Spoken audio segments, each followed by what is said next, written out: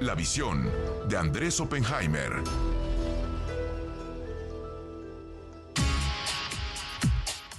Ocho con 54, habíamos quedado la semana pasada de platicar con nuestro colega, compañero y amigo Andrés Oppenheimer sobre la venidera elección presidencial en Estados Unidos, en específico si la compañera de fórmula de Joe Biden es Kamala Harris, quien pues no ha tenido el papel tan destacado que hubieran imaginado algunos. Hay quienes pensaban que pues haría un papel muy relevante como vicepresidenta. Hay quienes piensan que sí ha hecho cosas importantes, pero finalmente no ha sido pues ese activo político electoral tan relevante como hubieran esperado algunos. Y yo le preguntaba a él pues si va a repetir la fórmula Biden-Harris en la próxima elección el año que entra. ¿Cómo estás, Andrés? Hola Pascal, gusto en saludarte Pascal. La respuesta a tu pregunta es sí, va a ser la candidata a vicepresidente de Joe Biden. Lo mostró el propio presidente Biden en su anuncio, en su video Uh -huh. de anuncio de que se va a lanzar para la reelección. Eh, Apareció ella en ese anuncio varias veces, o sea, era una señal clara de que va a ser la candidata a vicepresidenta. O sea, aparece caminando con él, abrazándose con la primera dama, hablando en público. O sea, aparece varias veces en ese video. O sea, para los estudiosos, digamos, de las señales políticos, de los humos que salen de la Casa Blanca, era una señal clarísima de que sí va a ser la candidata. Ahora, Pascal, la gran pregunta es si esto lo va a ayudar o perjudicar, porque como tú bien decías, la percepción general es que no le ha ido tan bien. Fíjate que las encuestas dan que ella tiene menos popularidad que el propio presidente Biden. La última encuesta, el último promedio de encuestas de 538, que es un sitio digital muy conocido de encuestas, eh, dice que la popularidad de ella es del 41,6%, Uh -huh. más baja que la de Biden, que tiene un 42,7% de Y aprobación. comparada con otros vicepresidentes en el mismo momento, es una popularidad muy baja. Yo diría que es igual, Uh -huh. Pascal. La tarea del vicepresidente en Estados Unidos, la principal tarea, te diría yo, Es medio es ser ingrato, ¿no? Ser invisible. vicepresidente. Es ser invisible, Sí, es no pisarle los talones al presidente, no robarle el show, sí. no robar cámara.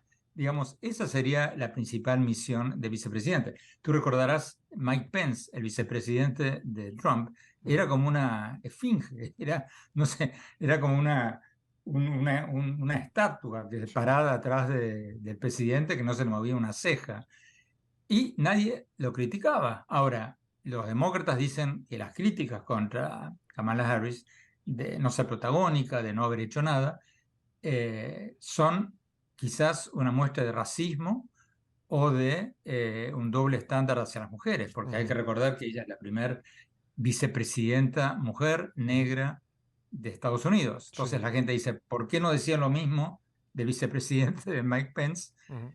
que no hacía nada tampoco y que no abría la boca Uh tampoco -huh. y no era blanco de tantas críticas? Lo cierto, Pascal, es que Kamala Harris va a ser una pieza importantísima en esta campaña electoral. Yo te diría por dos motivos. Primero, porque los republicanos van a enfocar todos sus cañones sobre ella.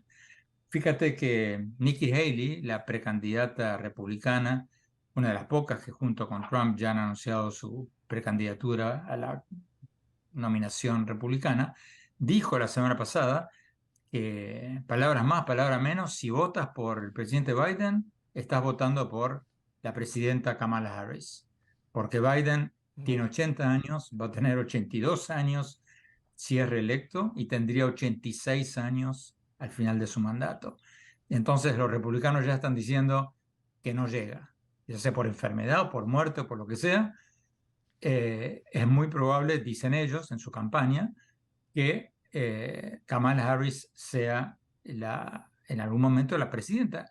Entonces están ya centrando su campaña electoral en la vulnerabilidad de Kamala Harris. Ahora, Sí. Pascal, esto para mí no es el final de la historia, porque por un lado, como decíamos recién, los vicepresidentes son siempre invisibles.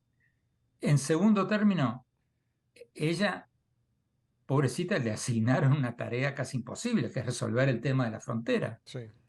sabiendo que los republicanos en el Congreso no aprobarían una reforma migratoria integral, como la quieren los demócratas.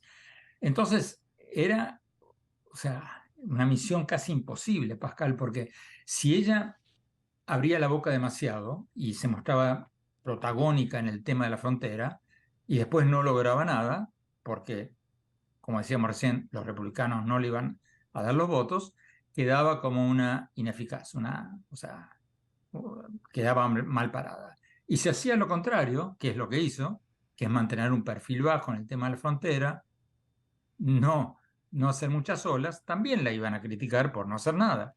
Entonces era una misión muy ingrata, Sí. casi imposible. Hoy, Pero ajá. Pascal, yo no creo que este sea el fin de la historia, porque el motivo por el que Biden la puso en el video prominentemente, creo yo, y por lo que me dicen estrategas demócratas, es que ella va a ser una pieza clave en movilizar a los votantes demócratas de su partido en las elecciones del año que viene, sobre todo con el tema del aborto y con el tema de los derechos de los afroamericanos.